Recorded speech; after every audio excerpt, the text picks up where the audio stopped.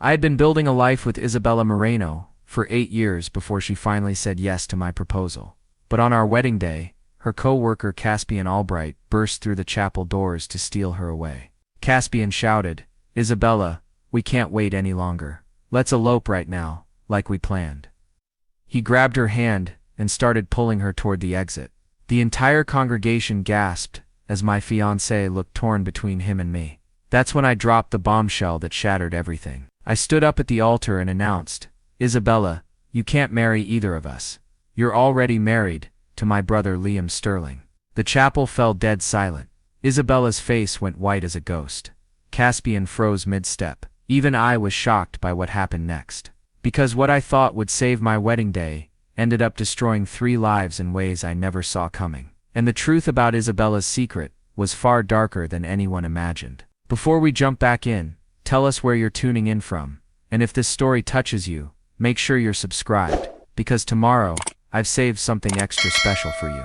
I'm Ronan Montgomery, and looking back now, I realize I should have seen the signs much earlier. But when you're 22 years old, and meeting the most beautiful girl in your graduate program, you don't exactly question why she seems so experienced with legal documents, or why she never talks about her past relationships. Isabella Moreno walked into the Beacon Valley College Law Library on a Tuesday afternoon in October, her dark hair catching the autumn sunlight streaming through the tall windows. She was carrying a stack of architecture textbooks, unusual for someone in our building, since the design school was clear across campus in the Hartwell complex. I was buried in tort law case studies, barely keeping my head above water in my second year, when she approached my table. "Excuse me," she said, her voice carrying a slight nervous tremor.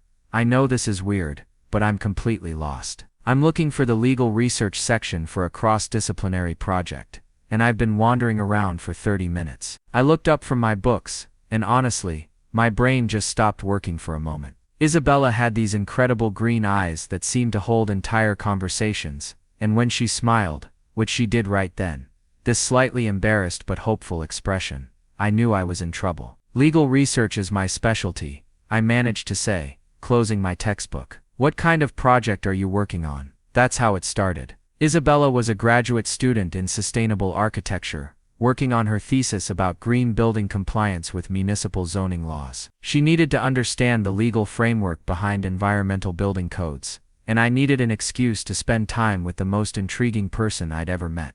We spent the next 4 hours in the basement research section of the library, surrounded by dusty legal volumes and scattered printouts. Isabella was brilliant, not just smart, but genuinely innovative in how she approached problems. She'd ask questions about legal precedents that I'd never considered, connecting architectural design principles to constitutional property rights in ways that made me see my own field differently. "You know," she said, as we packed up our notes that evening, "I never expected law to be so creative. I always thought it was just memorizing rules. And I never thought architecture was so logical," I replied. "I figured it was all artistic inspiration and aesthetic choices." She laughed, this genuine musical sound that I immediately wanted to hear again. "Maybe that's why we work well together. We're seeing each other's worlds for the first time." That collaboration became the foundation of everything. Over the following months, Isabella and I fell into a routine of meeting at Moonrise Cafe every Tuesday and Thursday evening. What started as academic assistance evolved into something much deeper. She'd help me understand spatial reasoning for property law cases, and I'd help her navigate the labyrinth of municipal regulations she needed for her designs. But it wasn't just the academic connection. Isabella had this way of seeing the world that was both practical and hopeful. She grew up in a working-class neighborhood in Thornfield Heights, the daughter of a single mother who cleaned office buildings to pay for Isabella's education. Every green building she designed wasn't just about environmental compliance. It was about creating affordable, sustainable housing for people like her family. "I want to build homes that don't punish people for being poor," she told me one evening, as we walked through the Willowbrook Community Center, where she volunteered teaching basic financial literacy. Energy efficient shouldn't mean expensive. Beautiful shouldn't mean exclusive. I fell in love with her mind first, then her heart, and finally, completely and irrevocably, with her dreams. Isabella wasn't just studying architecture. She was planning to rebuild entire communities, and somehow she saw me as part of that vision. By our final semester, we were inseparable. I'd switched my focus to environmental and municipal law, inspired entirely by Isabella's passion for sustainable development. We'd spend hours sketching out plans, not just for buildings, but for our future. I'd handle the legal aspects of zoning and permits, she'd design the structures, and together, we'd create something meaningful. The night before graduation, we sat on the roof of the Hartwell complex, looking out over the lights of Thornfield Heights. Isabella had just received a job offer from Morrison and Associates, the city's most prestigious sustainable architecture firm. I'd been accepted to the environmental law graduate program, and had a summer internship lined up with Sterling and Associates, a firm that specialized in municipal development projects. "Ronan," Isabella said, leaning against my shoulder, "I can't believe how perfectly everything is working out. It's like the universe arranged for us to meet exactly when we needed each other." I wrapped my arm around her, breathing in the scent of her shampoo,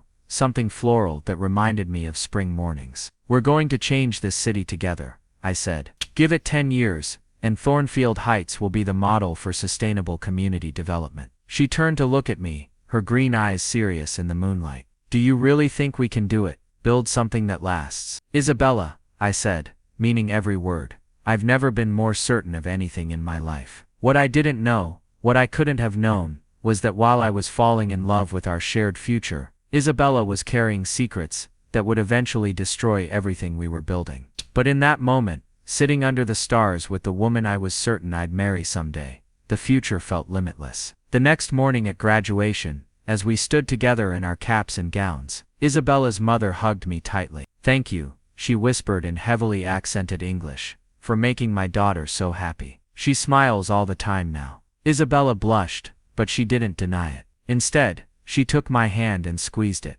her engagement ring, the one I'd given her just 2 weeks earlier, catching the morning sunlight. "We're going to build something beautiful together, Mrs. Moreno," I promised. If only I'd known how many people Isabella had already made that same promise to. The first 3 years after graduation were everything Isabella and I had dreamed they would be. We moved into a small apartment in the Maplewood district, a gentrifying neighborhood where young professionals were slowly replacing empty lots with community gardens and converted lofts. Our place was nothing fancy, a 2-bedroom unit above a vintage bookstore, but Isabella transformed it into something magical. She painted the living room walls a warm sage green, and filled every windowsill with herbs that she used for cooking. The second bedroom became our shared office space, where architectural blueprints covered one wall and legal briefs covered another. We'd work late into the evening, me reviewing zoning compliance documents, while Isabella sketched sustainable housing designs,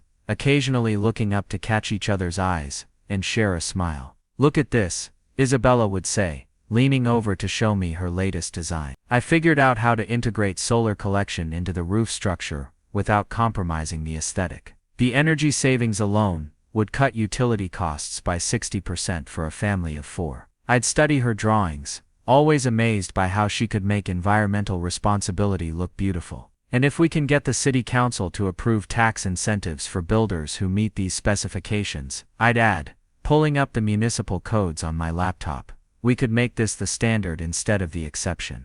This was our rhythm. Isabella would dream, I'd find ways to make those dreams legally viable, and together we'd present our ideas to clients who were increasingly interested in sustainable development. Morrison and Associates gave Isabella more creative freedom than most junior architects received, partly because her designs were innovative, but mostly because I'd helped them navigate the complex approval processes that had been bottlenecking their projects for years. Meanwhile, Sterling and Associates had essentially created a position for me as their environmental compliance specialist. Thornfield Heights was experiencing a construction boom, and my expertise in sustainable building law made me invaluable. More importantly, I was working on projects that aligned with my values: affordable housing developments, community centers, and commercial buildings that prioritized environmental responsibility over pure profit. The breakthrough came in our second year out of college. Isabella had designed a mixed-use development for the abandoned Riverside Industrial Complex, 20 affordable housing units, integrated with ground-floor commercial space, and a community center, all powered by renewable energy and built with locally sourced, sustainable materials. The project was ambitious, beautiful, and completely unprecedented in Thornfield Heights. It's perfect, I told her, as we stood in the empty lot where the development would be built, but the zoning laws are going to be a nightmare. We're talking about mixed residential and commercial use in a former industrial zone, plus all the environmental regulations for soil remediation. Isabella grinned, that confident smile that meant she'd already thought 3 steps ahead. That's why I have the best environmental lawyer in the city on my team. Preparing and narrating this story took us a lot of time, so if you are enjoying it, subscribe to our channel, it means a lot to us. Now back to the story. It took 8 months of city council meetings, environmental impact studies, and revised proposals, but we got approval. The Riverside Community Development became the flagship project for both our firms, and more importantly, it became proof that our shared vision could work in the real world. The day construction began, Isabella and I stood at the edge of the site, watching the groundbreaking ceremony. City council members gave speeches about innovation and community development. The mayor cut a ribbon. Local news cameras captured what they called the future of urban planning in Thornfield Heights. But for me, the most meaningful moment came when Isabella slipped her hand into mine and said quietly, "We did this, Ronan. We actually did this." 3 months later, Morrison and Associates offered Isabella a senior position leading their sustainable development division. Sterling and Associates made me a junior partner with a focus on environmental law. We were 25 years professionally successful and deeply in love. Life felt perfect. That's when Isabella started talking about marriage more seriously. "I want to plan our wedding at the Riverside Community Center," she said one evening, as we walked through the nearly completed development. The affordable housing units were almost ready for occupancy,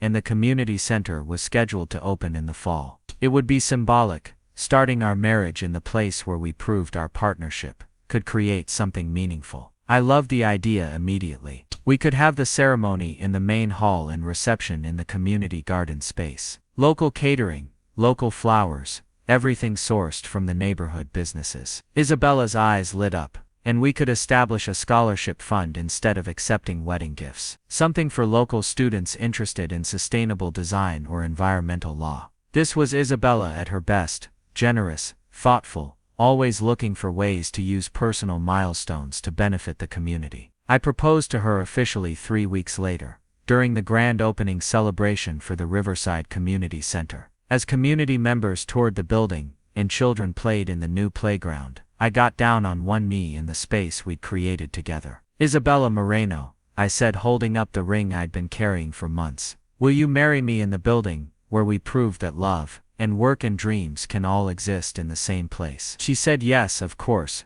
through tears and laughter and applause from the gathering crowd. The local newspaper photographed our engagement against the backdrop of the community center, with the headline, "Young Architects Build Love and Community in Thornfield Heights." The following year was a whirlwind of wedding planning, new projects, and professional recognition. Isabella won the State Young Professional Award for Sustainable Design. I was invited to speak at conferences about innovative approaches to environmental compliance. Together we were featured in Architecture Plus Environment magazine as rising stars in sustainable development. But the best part was still the quiet moments. Saturday mornings when Isabella would make coffee, and we'd sit on our small balcony, reading the newspaper and discussing our latest projects. Evening walks through the neighborhoods where our buildings were rising from empty lots. Sunday dinners with Isabella's mother, who would tell anyone who'd listen about how proud she was of her daughter and her wonderful boyfriend Ronan. "You know what I love most about us," Isabella said one evening, as we reviewed the final details for our wedding, just 2 months away. "We never had to choose between our relationship and our ambitions. Everything we've built professionally has made our personal connection stronger." I looked across our apartment office, walls covered with blueprints and contracts and photographs from our various project groundbreakings. She was right, our work enhanced our love, and our love enhanced our work. We were partners in the truest sense. "Here's to building something that lasts," I said, raising my coffee mug in a mock toast. "To building something that lasts," Isabella echoed, clinking her mug against mine. Neither of us imagined that while we were building our future together, Isabella was simultaneously destroying it with secrets I wouldn't discover. Until our wedding day, everything changed the day Caspian Albright walked into Morrison and Associates. I remember Isabella mentioning him casually at first, just another new hire in the growing sustainable development division. She'd been promoted to senior architect the year before, which meant she was involved in recruiting and training new talent. We hired this guy from the Portland area, she told me over dinner at our usual spot, Moonrise Cafe. Caspian Albright. He's got some interesting ideas about bio-integrated architecture. You know, living walls, natural water filtration systems, that kind of thing. I was half listening, focused on reviewing contracts for the Westbrook Affordable Housing Project, our biggest development yet, a 40-unit complex that would house families displaced by gentrification in other parts of the city. That sounds promising, I said absently. Does he have the technical background to make those ideas legally viable? Isabella paused, and when I looked up, she had this strange expression, excitement mixed with something I couldn't quite identify. Actually, yeah, he used to work for an environmental law firm before switching to architecture. He understands both sides of the equation. Something about her tone made me pay attention. He was a lawyer. That's unusual. Why did he switch? Creative fulfillment, apparently. He said legal work felt too restrictive, too focused on what you can't do instead of what you could build. Isabella was twirling her pasta around her fork, not eating it. I can understand that perspective. I felt a small knot of unease in my stomach, though I couldn't explain why. Sure, but practical constraints exist for good reasons. Environmental law isn't about restriction. It's about sustainable innovation within responsible parameters. Of course, Isabella said quickly. I didn't mean to imply otherwise. It's just refreshing to work with someone who thinks outside conventional frameworks. Over the following weeks, Caspian's name came up more and more frequently in Isabella's conversations. He had ideas for vertical farming integration in residential buildings. He'd discovered new sustainable materials being developed in Europe. He was working late on a revolutionary design for carbon-negative construction. Caspian thinks we're being too conservative with the Westbrook project, Isabella mentioned one evening as we reviewed the final blueprints. He suggested incorporating living wall systems that could actually improve air quality for the entire neighborhood. I looked up from the zoning compliance documents I was reviewing. Isabella, we're 2 weeks away from breaking ground. The environmental impact studies are approved, the permits are finalized, and the construction timeline is locked. Adding major design changes now would delay the project by months. I know, she said, but she sounded frustrated. It's just that Caspian showed me some examples from his previous work, and the environmental benefits are significant. We could be doing so much more. This became a pattern. Every conversation about our projects somehow included Caspian's alternative approaches, his innovative ideas, his vision for what sustainable development could become. Isabella started staying late at the office more frequently, working on experimental designs that she was excited about but couldn't quite explain. It's complicated, she'd say when I asked for details. Caspian and I are exploring some unconventional approaches. I want to make sure the concepts are solid before I involve you in the legal analysis. I trusted Isabella completely, so I didn't push, but I noticed changes. She seemed distracted during our evening walks through the neighborhoods where our buildings stood. She was less interested in discussing the day-to-day details of our shared projects. When we attended community meetings or client presentations, she'd mention Caspian's input on various design elements. Who is this guy? Asked David Sterling, my supervisor at Sterling and Associates, after a particularly confusing meeting where Isabella had referenced architectural techniques I'd never heard of. She keeps talking about innovative approaches, but when I ask for specifics, everything sounds theoretical. I defended Isabella, naturally. She's always been forward-thinking. Maybe Caspian is helping her explore ideas that are ahead of the current market. But privately, I was becoming concerned. The Isabella I'd fallen in love with was practical and visionary in equal measure. She dreamed big, but she also understood implementation challenges. The woman sitting across from me at dinner now seemed impatient with practical limitations, dismissive of the legal frameworks that made our projects possible. The breaking point came during a presentation for the Morrison and Associates' largest potential client, a consortium of investors interested in developing a sustainable residential community on 50 acres of former farmland outside Thornfield Heights. Isabella and I had been working on the proposal for months, integrating her architectural vision with my legal strategy for navigating agricultural zoning transitions. The presentation was scheduled for a Thursday morning. Wednesday evening, Isabella called to tell me she was revising the entire design approach. "Caspian helped me realize we've been thinking too small," she said, her voice energized in a way I hadn't heard in months. "Instead of working within existing zoning parameters, we should be proposing a completely new model for sustainable community development." "Isabella," I said carefully, "we've spent 6 months developing this proposal. The legal framework alone took 3 months to structure. What kind of changes are you talking about?" "Radical changes. Caspian thinks we should propose an intentional community model, shared resources, collective ownership structures, bio-integrated architecture that works with natural systems instead of imposing on them." I felt my heart sink. "That's not architecture, Isabella, that's social engineering. And from a legal standpoint, it's nearly impossible to implement under current municipal codes. We'd need to get approval for experimental zoning classifications that don't exist yet." "Exactly." Isabella's excitement was palpable. "We'd be pioneers. Instead of adapting to outdated systems, we'd be creating new paradigms." In one presentation, to conservative investors who specifically requested conventional sustainable development, I couldn't hide my frustration.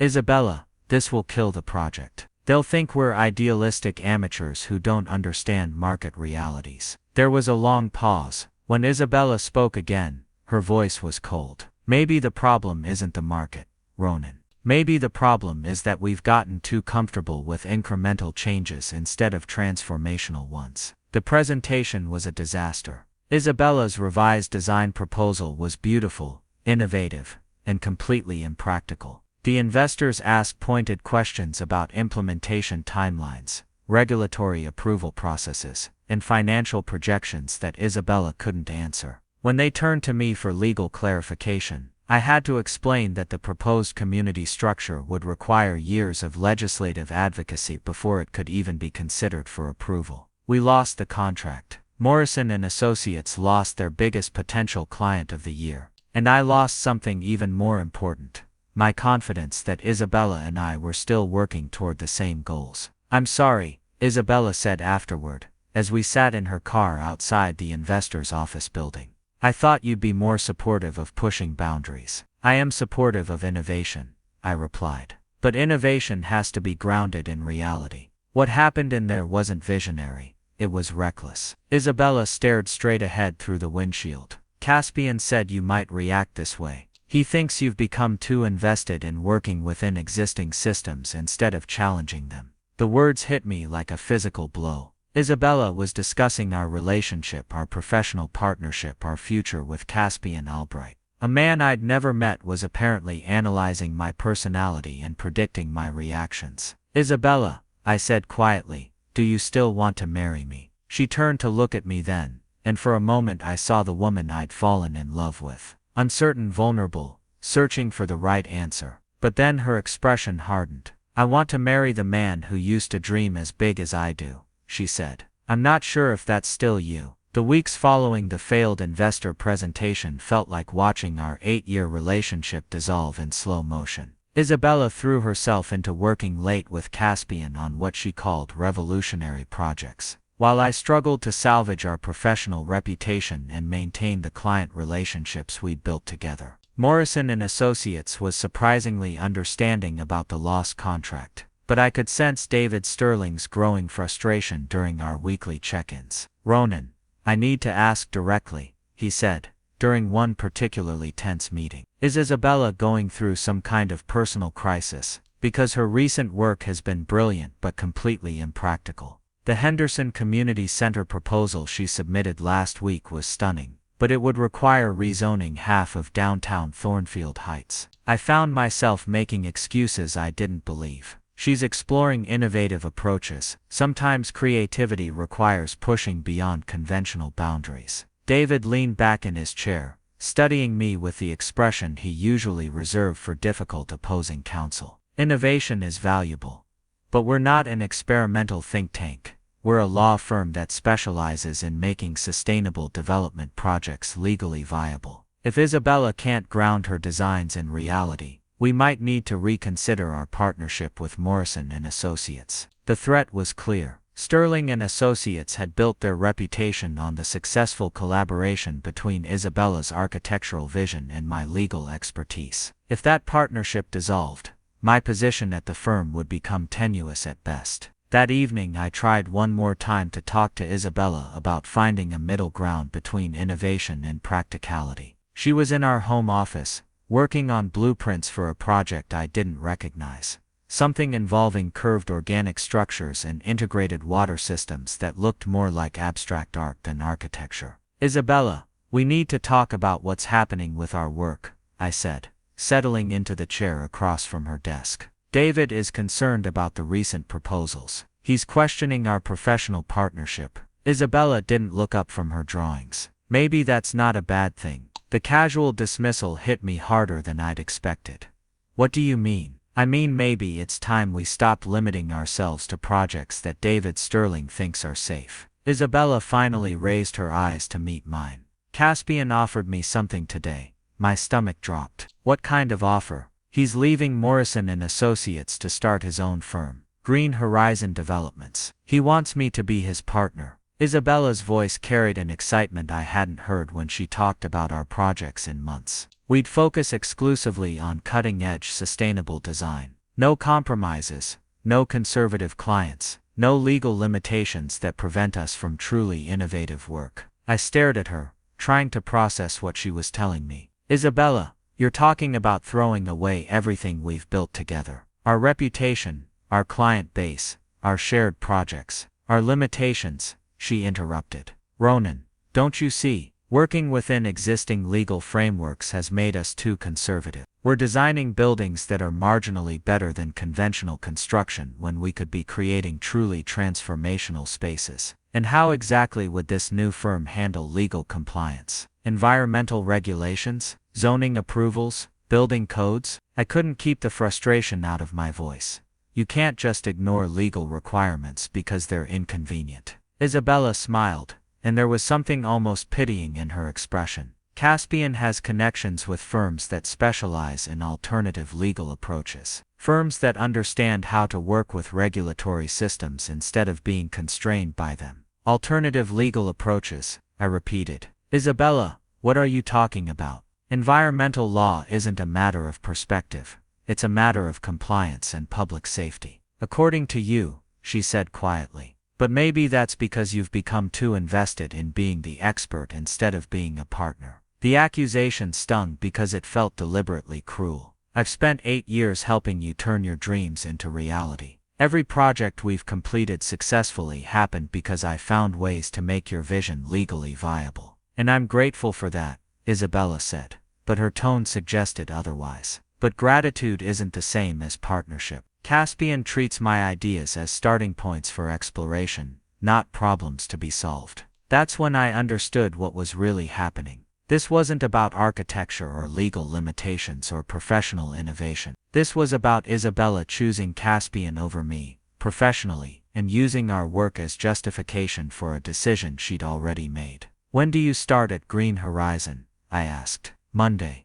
Isabella turned back to her drawings. I'm giving Morrison and Associates my notice tomorrow. What about our projects? The Westbrook development, the community center expansion, the affordable housing initiative we've been planning. Caspian thinks those projects represent the kind of incremental thinking that prevents real innovation. I felt something break inside my chest.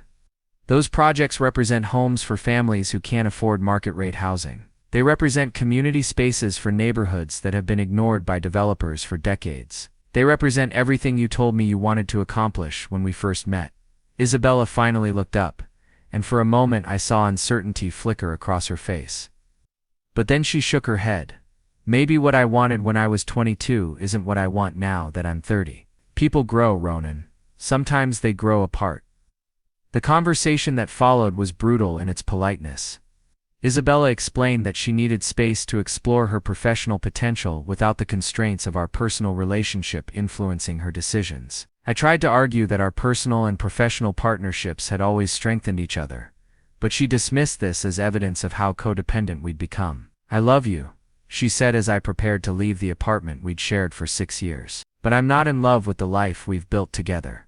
It feels too small now." I moved into a studio apartment near my office and threw myself into trying to salvage our shared projects. But without Isabella's architectural input, most of our clients decided to postpone or cancel their developments. The Westbrook Affordable Housing Project lost its funding when the investors concluded that the architectural vision was incomplete. The community center expansion was indefinitely delayed. Within 2 months, my professional reputation had shifted from innovative environmental lawyer to the guy whose partner abandoned their projects. David Sterling, ever practical, suggested I consider transitioning to general environmental compliance rather than sustainable development partnerships. "It's not personal, Ronan," he said with genuine sympathy. "But our clients work with us because of successful track records. Right now, your track record includes several high-profile project failures." The final blow came when I learned that Isabella had taken our shared project files to Green Horizon Developments. Design concepts we'd developed together, client contact information, even the preliminary research for the Affordable Housing Initiative. Everything was apparently fair game for her new partnership with Caspian. Those were collaborative projects, I told her during the one phone conversation she agreed to have. "You can't just appropriate work we did together. I'm the architect, Ronan. The designs are my intellectual property." Her voice was cold, professional, completely devoid of the warmth I'd fallen in love with. "Besides, Caspian and I are developing those concepts in directions you never would have supported. Because they're impractical, and potentially illegal. Because they're visionary." I hung up the phone and stared at the empty walls of my studio apartment. 8 years of partnership, love, and shared dreams had been reduced to a dispute over intellectual property rights. That night, I called my brother Liam Sterling, who worked as a project manager for a construction company in the next county. I hadn't spoken to him in months. We'd grown apart since I'd gotten so absorbed in building a life with Isabella. "Ronan," Liam sounded surprised to hear from me. "Is everything okay?" "Isabella left," I said simply. "She's starting a new firm with some guy named Caspian Albright. 8 years? She just walked away." Liam was quiet for a long moment. When he spoke, his voice was carefully neutral. "I'm sorry, man. That's rough. I just don't understand how someone can throw away everything we built together for something that might not even work. Sometimes people make choices that don't make sense to anyone else." Liam said, "But Ronan, there's something I need to tell you, about Isabella." Something in his tone made my blood run cold. "What do you mean? Can you come over? This isn't a conversation for the phone." As I drove to Liam's house in Millbrook Heights, I tried to imagine what he could possibly need to tell me about Isabella that required an in-person conversation. But even my worst fear couldn't have prepared me for what he was about to reveal. Liam's house in Millbrook Heights was a modest 2-story colonial that he'd bought 3 years earlier, around the same time Isabella and I had been planning our engagement. As I pulled into his driveway, I noticed how well-maintained everything looked. New shutters, fresh landscaping, a small vegetable garden that someone had been tending carefully. Liam had always been practical, but this level of domestic attention seemed unusual for my perpetually single brother. He met me at the door before I could knock, his expression grim and apologetic. "Come in, Ronan. We need to talk." The living room was comfortable but impersonal, neutral colors, generic furniture, no personal photographs or decorative touches that might indicate who actually lived there. Liam gestured for me to sit on the couch while he remained standing, pacing near the window. "I don't know how to say this," he began, running his hands through his hair. "I've been trying to figure out the right way to tell you for years, but there never seemed to be a good moment." "Liam, you're scaring me. Just tell me whatever it is." He stopped pacing and looked directly at me.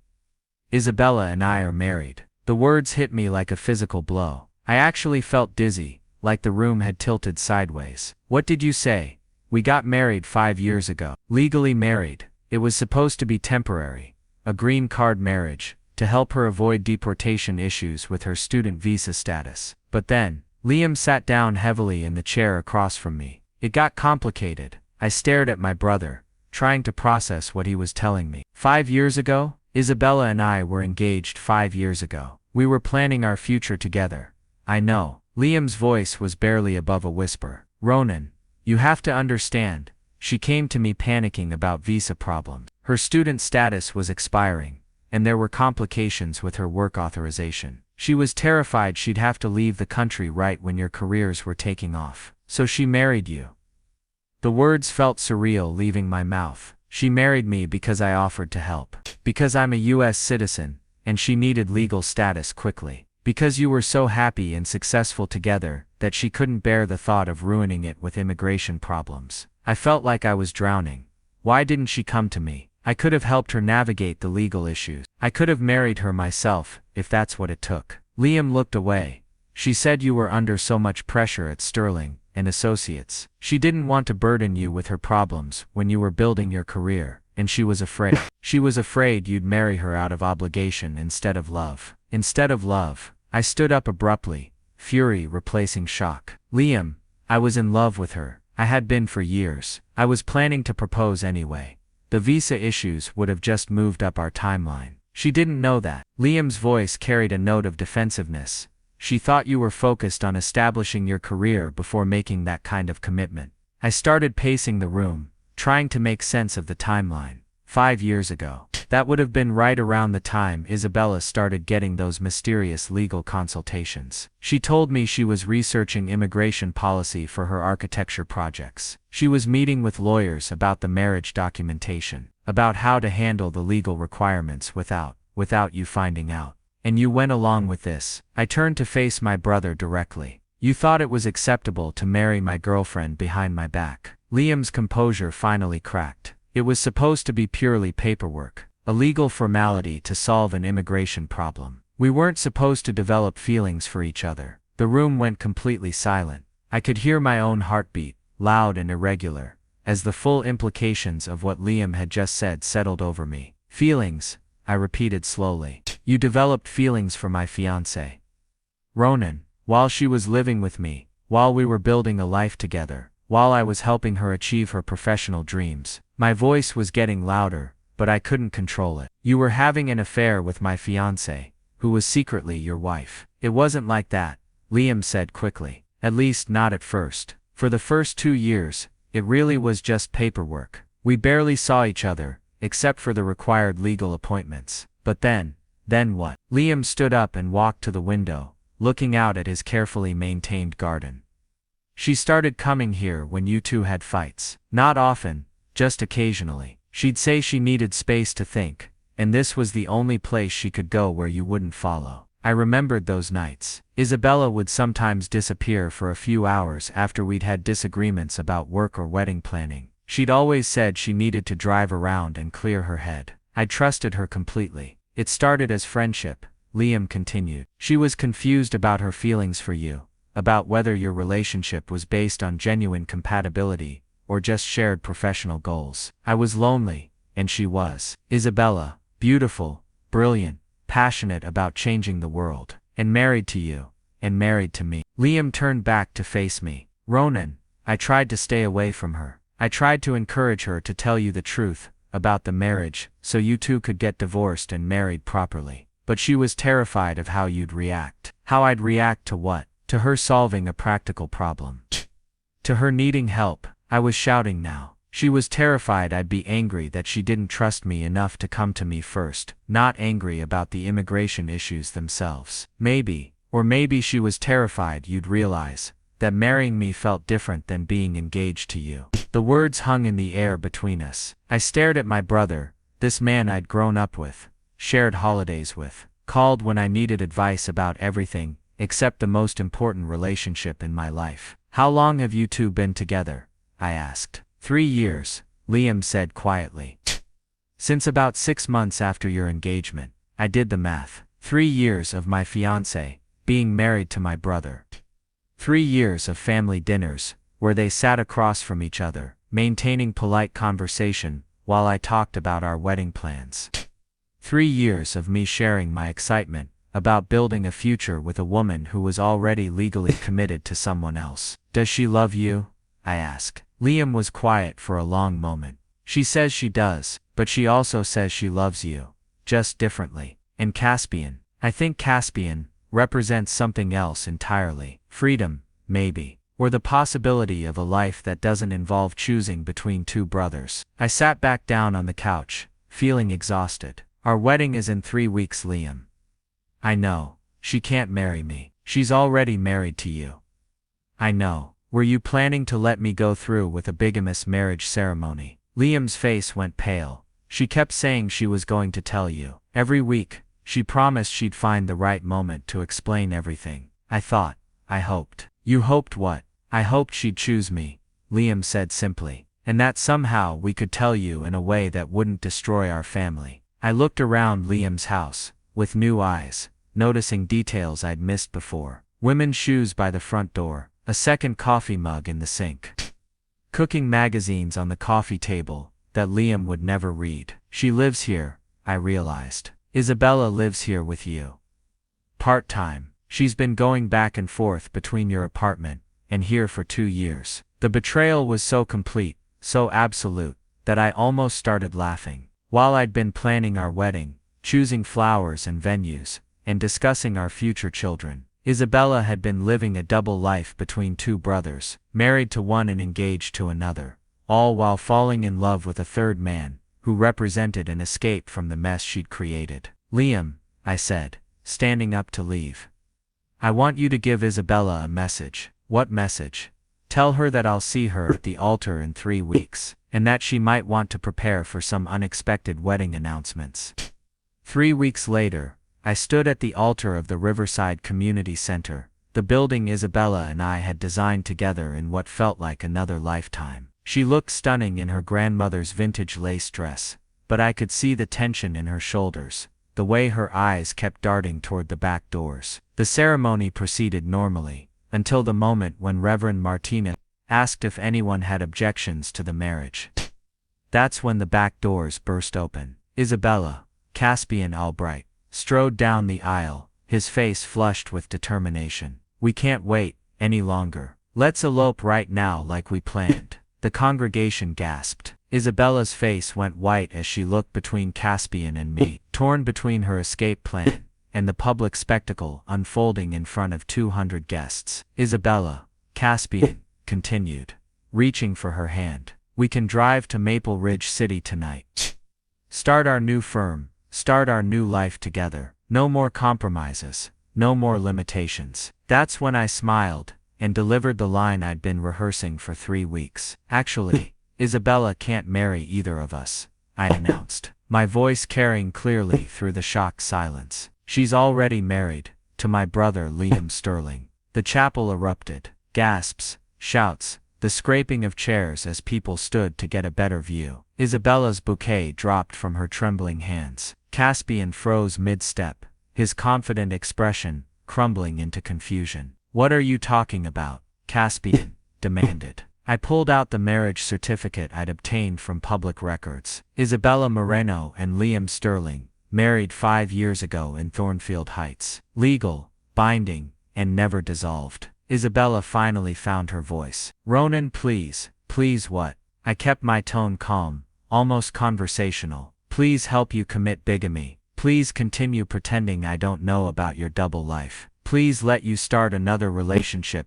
built on lies. The aftermath was swift and brutal. Caspian left immediately, his dreams of Green Horizon developments crashing down with the realization that his partner had been living a lie. Isabella's family erupted in anger and confusion. The wedding guests dispersed in uncomfortable clusters, whispering about the scandal they'd just witnessed. But the real resolution came 6 months later. Isabella and Liam quietly divorced, and she moved to Portland to work for an environmental nonprofit, alone. Caspian's firm never materialized. He returned to environmental law, with a reputation for poor judgment in partnerships. As for me, I discovered that losing everything I thought I wanted gave me the freedom to build something better. I left Sterling and Associates and started my own practice, focusing exclusively on affordable housing advocacy. Without the pressure of maintaining a prestigious partnership, I could take cases that mattered to me personally.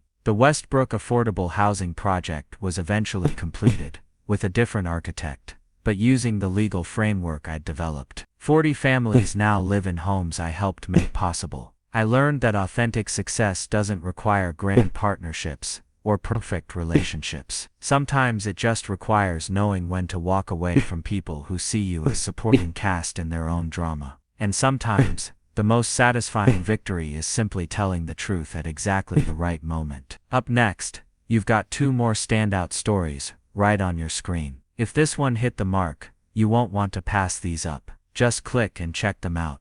And don't forget to subscribe and turn on the notification bell, so you don't miss any upload from us.